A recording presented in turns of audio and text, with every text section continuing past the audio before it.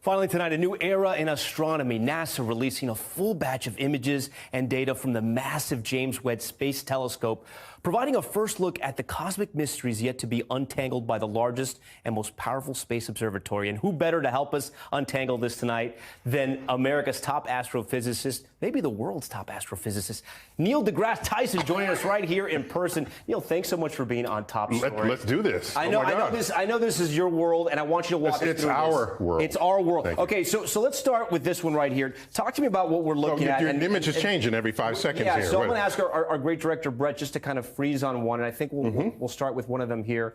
Okay, what are we looking at here? This is the remnants of a star that has died. The sun will have a fate such as this, where at the end its outer layers of gas will escape into space and slowly drift away. It makes for spectacular, beautiful imagery of when this happens. And when these are called planetary nebulae. What did you think? Oh, I'm thinking, oh my gosh, we are seeing things better in more detail than ever before. Not only nearby, but far away. So the red is gas, and the middle is all this star? is gas. Okay. This is a star that has released this gas into space.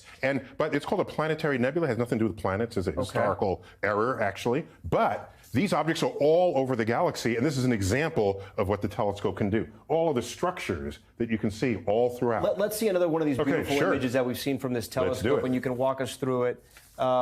This was the original. This is the original. So this was your favorite because it got a little bit of criticism. Some people were like, "This is it. This was the first one. It wasn't me." But some people. Bring it on. So tell me what we're looking at here. Okay. So first, we are looking past several stars sitting on our nose in our own Milky Way galaxy. These are the spiked objects that are here. Ignore them. Okay. They're just in the way. Okay. All right. What we're actually looking towards is a galaxy cluster halfway to the edge of the universe. Okay. And it has a very strong gravitational field surrounding it. Meanwhile, galaxies behind it, these that are curved into arc shapes, they're light passing through the universe, minding its own business. It sees this distortion in the fabric of space and time, and it curves in response to it. Einstein predicted this. There could be planets. There could be another sun, these are entire galaxies of commensurate rank and privilege, such as what the Milky Way is. And we can't even count them. And this is just, and you know how big this is on the sky? If you take a grain of sand and hold it at arm's length, the patch of sky covered by the grain of sand is what you see here.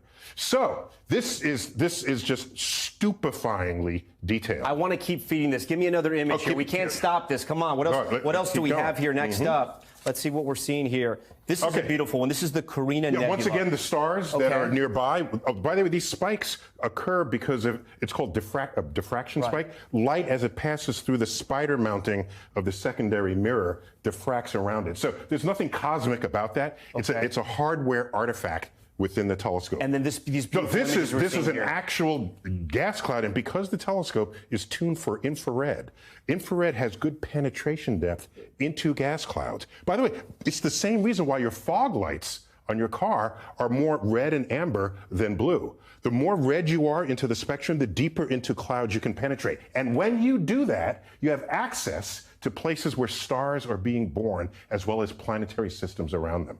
Are these colors enhanced at all by NASA, or is this what the telescope is seeing? Okay, you want to go there? We'll go there. Let's do this. Yeah. Okay, so in your eye, you have red, green, and blue RGB sensors in your retina. And what happens is, what we define as visible light is the light that comes through and is detected by these three. Those get combined into a single color image of what you see in your brain. Okay. Now, think about that. This entire telescope is tuned for the infrared. You can't see infrared. Okay. But what the telescope does is it can take images in 3 different bands, separate bands of the infrared.